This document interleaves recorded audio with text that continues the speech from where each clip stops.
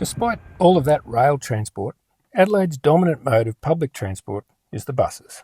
They run everywhere, and for the most part they're pretty much like buses anywhere else. They're moving towards an electric fleet, but they're still in the early stages. But the most interesting thing about Adelaide buses, by far, is the O-Bahn.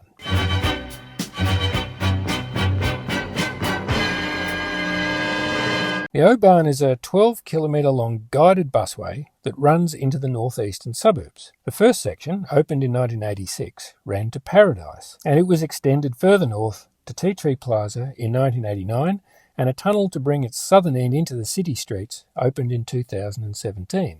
The O-Bahn's based on a system designed by Daimler-Benz for Essen in Germany. And there's that German connection again. It's basically a concrete track laid on concrete sleepers with horizontal guide wheels on the buses that are steered by the track walls. I don't really understand the track structure, but it seems to somehow be floating above the ground level here.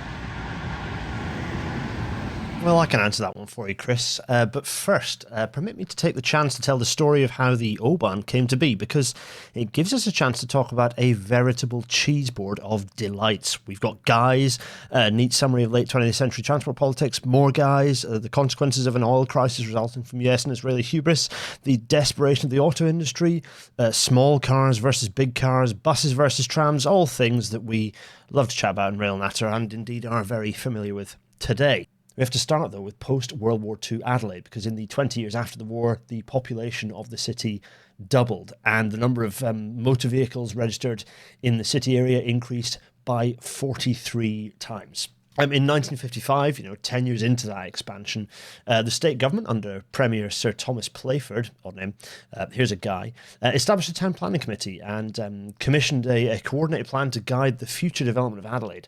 The resulting epic 300-page study was called the Report on the Metropolitan Area of Adelaide 1962, and it pitched out kind of a 30-year look ahead and plan, including like over 60 miles worth of highways, improved roadways, freeways as they would come to be called. Before leaving office in 1965, Playford commissioned a detailed study kind of expanding on these plans and recommending the specific transportation improvements required to deliver it.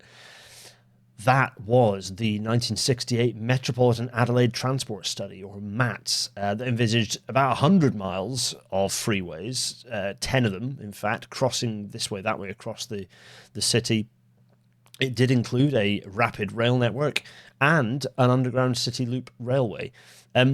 Of course, it was massively publicly opposed, largely because of the freeways, but not uniquely because of them. People were unhappy about pretty much the whole lot. But that opposition was centred around the fact there was a huge amount of compulsory purchase, or the equivalent of properties, that had been built in an expanding city that probably in many cases hadn't been around for very long, other than those in the centre, the urban core. It would result in the demolition of almost entire suburbs for some of the massive junctions that would be required in the interchanges between these freeways. There were arguments in Parliament, images of gridlock that were being shared, US freeways that were already in gridlock by the late 60s. People were not happy with this. Enter another guy. Here he is. The Steel Hall is the name of the Premier in 1969. He approved implementation of that plan that year, 1969, so a year after the plan was delivered, in somewhat of a modified format. But the government began to start buying properties at scale along those corridors. By the time this was happening, that only aggravated opposition to the plans. 6 months later, the state abandoned plans for 2 of the 10 proposed highways, but this was not enough to save Hall. He was off. He was voted out of office the following year. So 1970, we have another guy arrives. The new Labour government under Premier Don Dunstan, what a name, basically vetoed the construction of any freeways for a decade, essentially shelving MATS. But he did not go as far as selling off the corridors that had already been purchased. One thing that did get waved through, though, was the construction of the Adelaide Festival Centre over the optimal portal location for the subway, basically killing what was probably the strongest element of the scheme, stone dead. Whoops. And meanwhile, by the mid-70s, people's ability to move around the city had become a serious problem, particularly chronic, you could say, in the northeastern suburbs.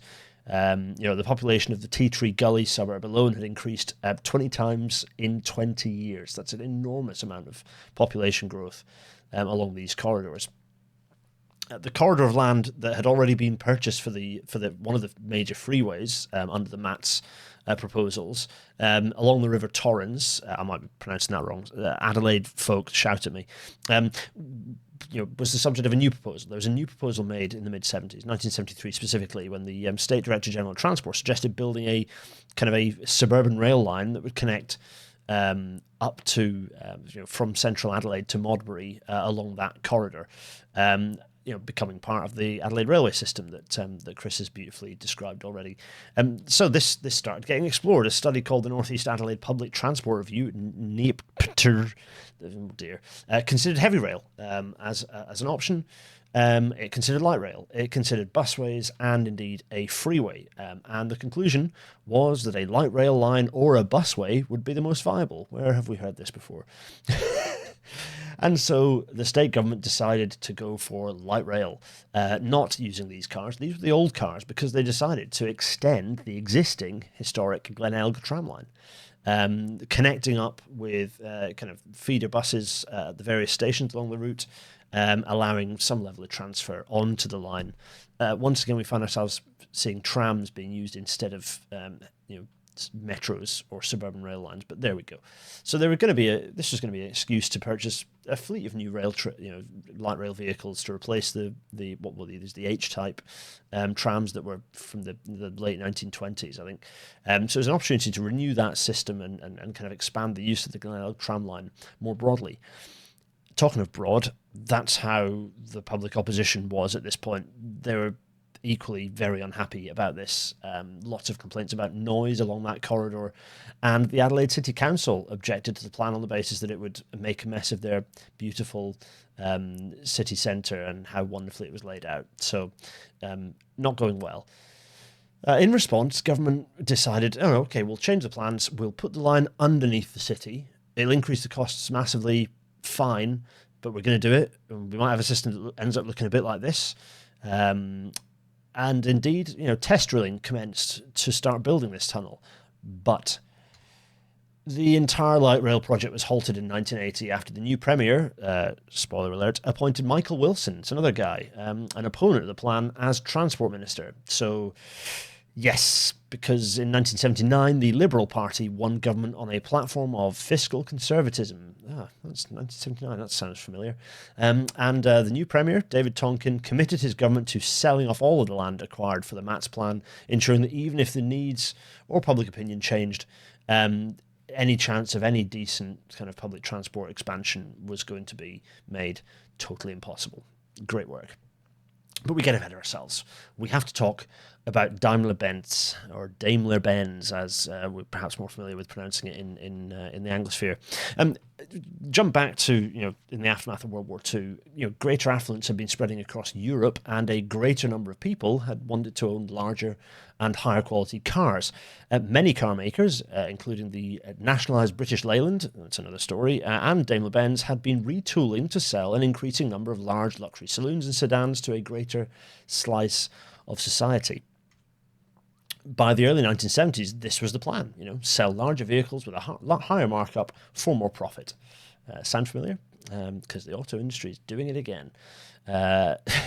Then, in a story that definitely doesn't repeat itself half a century later, Israeli and US stupidity in the Middle East brought two major oil shocks in 1973 and again in 1979, the latter being the first of the major Iranian oil calamities either side of 50 years. Oil prices were sent sky high across Europe and the US, changing the course of transport development across the world, in fact, and the automotive industry was particularly exposed. Much of the European market responded by pivoting to smaller cars. This we think, look, this is a fun advert. Screw you, Alamy. But it's a very fun advert, particularly you compare it to the Mercedes one. That's fun. I like that. The hatchback and the Super Mini eventually became immensely popular in a very short space of time. The Renault 5 and Fiat 127, for example, were joined by the Fiesta, the Astra, the Sunbeam, and so on. let's not talk about what this did to British Leyland, who completely fumbled the bag with the horrible Marina and awful Allegro and the brilliant but extremely over cheap Mini, the wonderful Mini that we were selling basically at a loss every time one went out the door. Crikey. Anyway, that's another story.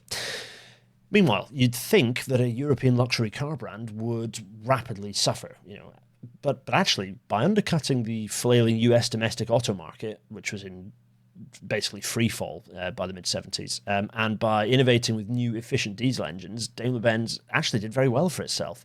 No, the problem for Daimler-Benz was actually what the oil crisis did to urban transport. Bearing in mind they were a major bus manufacturer. Now, behold, the tram renaissance, because high oil prices accelerated a move away from diesel buses, particularly in mainland Europe, as electrified trams made somewhat of a comeback through the 1970s. By the end of the 70s, we started seeing the emergence of the kind of the modern tram system, things like medium capacity systems, light rail as a phrase being started kind of becoming cool.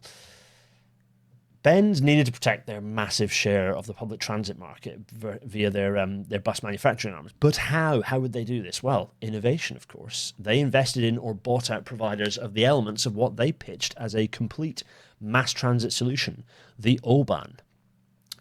By selling the patented concrete track designs, the specialized track manufacturing rights, the mechanical guiding technology, and of course, most importantly, large, expensive fleets of their buses, particularly the O305, and other these wonderful things floating up on screen as a single package that enabled the potential for massive revenue in the short to medium term, and then over the long term, locked in operational and maintenance contracts. Felt like a no-brainer for the company.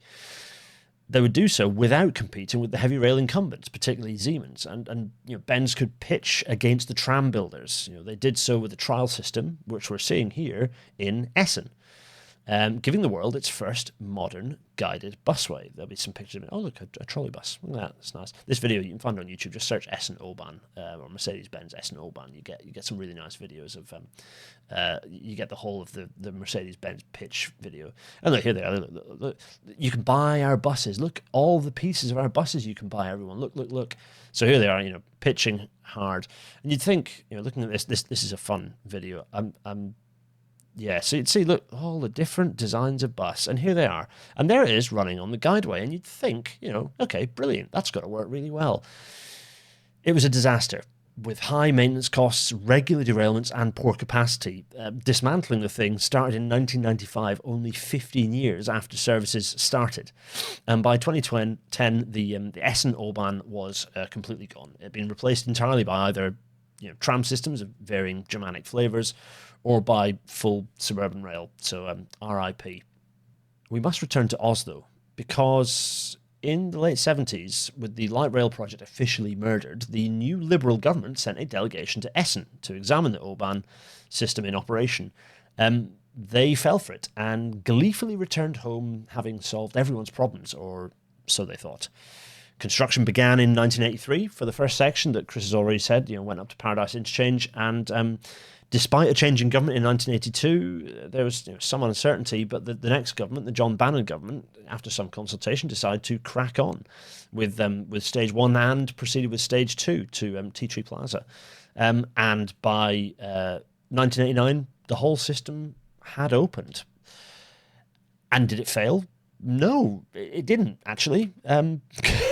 Bafflingly, it was actually immensely successful. There, following the opening of Stage 1, there was a 30% increase in passengers. In the years following, basically, there was huge ridership when it opened, and it only continued to escalate. Of course, my response to that is, well, just imagine if this had been an actually effective system rather than this, what I would describe as daft junk. Anyway, the growth and growth, really very, very successful, genuinely. And, the Adelaide public transport system was privatised in the 1990s, and basically across the whole board, patronage of the system dropped by a quarter, except the O-Bahn, where there was no decrease. And about the time they started dismantling the Essen O-Bahn, there were, around about 20,000 passenger trips a day on the system. And a decade ago, it was 30,000 and continuing to grow. We've had further extensions to the city centre, as Chris has pointed out. This system, it works. Again, though, I would push back on the idea that it works uniquely because it is what it is. I would say, well, imagine if this had been suburban rail being fed accordingly. But there we go. That is the system we have, and it is a bizarre quirk, a bizarre Anglosphere quirk that we seem to love guided busways rather than building trams or other more useful technologies. Anyway, what about the track structure? Chris asked, what about the track structure? Well, the sleepers look like they're floating because they are sat on piles driven as much as 4 metres into the ground, with pairs of parallel piles set at 12-metre intervals supporting the sleepers. You can see the sleepers there. They do look like railway sleepers, onto which the L-shaped track pieces are sat. So they kind of sit on top. Why the elevated design? Well, it's because the mud along the River Torrens is as resilient and as stable as custard. So sitting the track formation on top of it would have failed to provide a level running surface without intense maintenance. Chris, how much the Adelaide bus fleet uses the tracks? Not all buses in Adelaide's fleet are fitted with O-Bahn guide wheels, but a sizable minority are. Buses run on city streets and pick up at regular street-side stops, then enter the O-Bahn where they run at up to 90 kilometres an hour, calling at Clemzig, Paradise and Tea Tree Plaza interchanges en route, before again running on suburban streets to their destinations.